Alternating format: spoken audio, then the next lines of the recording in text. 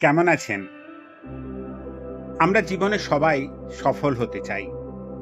সাফল্য বলতে আমরা কোনো একটা টাকার অঙ্কে কিছু বুঝি বা কোনো একটা পোস্ট বা কোনো একটা পদ বা কোনো একটা ডেজিগনেশন এটা বুঝি বা কিছু ম্যাটেরিয়াল জিনিস বাড়ি, গাড়ি এগুলোকে বুঝি।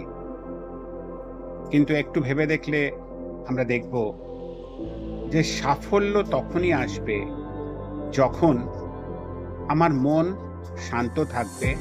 আমি আমার সামনের যে পরিস্থিতি, আমি যে পরিস্থিতিতে আছি সেটাকে এনজয় করতে পারবো এবং লাইফটা আমার কাছে মিনিংফুল হবে।